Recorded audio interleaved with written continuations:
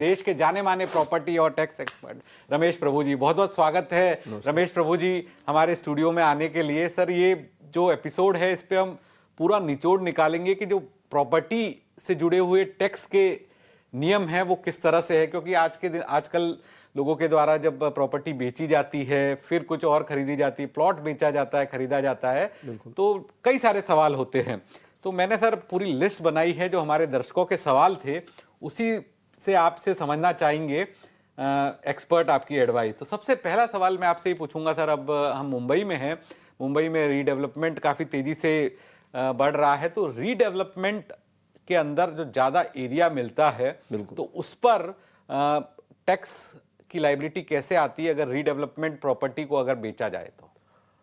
देखिए, पहली बात है कि जब रीडेवलपमेंट होती है तो आपको एडिशनल एरिया दिया जाता है, दूसरा कॉर्पस दिया जाता है, भाड़ा भी दिया जाता है।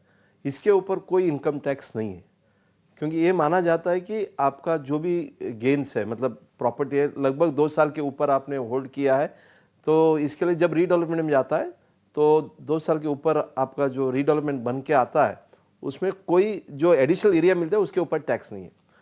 मान के चलते हैं कि डेवलपमेंट एग्रीमेंट बन गया और आपने उसको जो है परमानेंट ऑल्टरनेट अकोमोडेशन एग्रीमेंट आपको मिलता है, वो मिलने के लिए 2 साल 2.5 साल के बाद मान लो आपको नया फ्लैट मिलता है।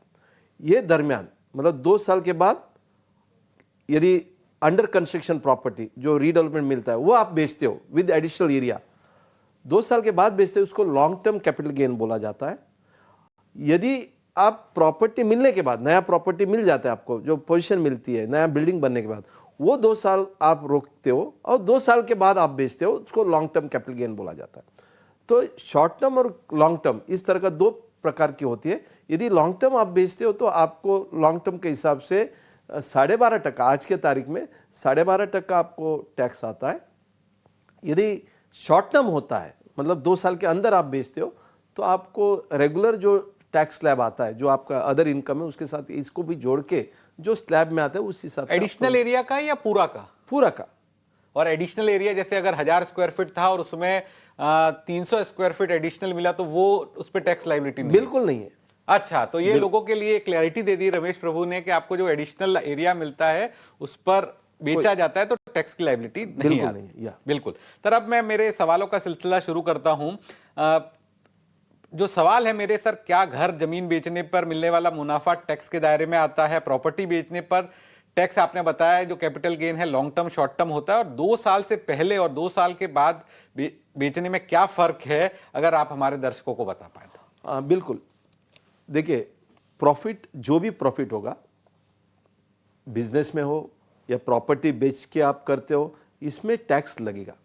बट इनकम टैक्स में अलग अलग हेड ऑफ इनकम बताया गया, जिसमें ये जो प्रॉपर्टी बेच के जो आप इनकम कमाते हो उसको कैपिटल गेन बोला जाता है, और उसको under the head income from capital gains में जोड़ा जाता है। ये पहली मतलब टैक्सेबल है, प्रॉफिट होता है तो टैक्सेबल है।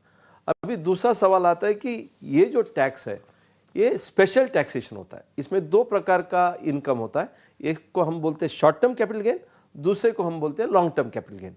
शॉर्ट टर्म कैपिटल गेन मतलब जो प्रॉपर्टी जो आप होल्ड करते 2 साल तक और 2 साल के अंदर आप बेचते हो, आज प्रॉपर्टी खरीदा 2 साल के अंदर आप बेचते हो, उसको शॉर्ट टर्म बोला जाता है। और दूसरा जो प्रॉपर्टी 2 साल के बाद आप बेचते हो, होल्ड किया, तो उसको लॉन्ग टर्म बोला जाता है। इसमें फर्क क्या है? टैक्सेशन रेट में फर्क है।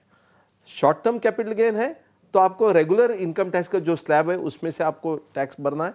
यदि लॉन्ग टर्म है उसमें स्पेशल टैक्स रेट गिनता है। जैसे कि आगे जाते हैं तो आपको पता चलेगा कि लॉन्ग टर्म में यदि 23 जुलाई 2024 एक कट ऑफ डेट है, उस हिसाब से यदि आपका पहले का प्रॉपर्टी है और आप 23 जुलाई 2023 का पहले का प्रॉपर्टी है और आप बेचते हो, तो आपको 2 ऑप्शन दिया जाता है कि आप नॉर्मल 20% भर के आप कैपिटल गेन करना चाहते हो, उसमें इंडेक्सेशन मिलता है, और यदि आप नया टैक्सेशन रूल में जाते हो तो बिना इंडेक्सेशन आपको 12.5% टैक्स लगता है।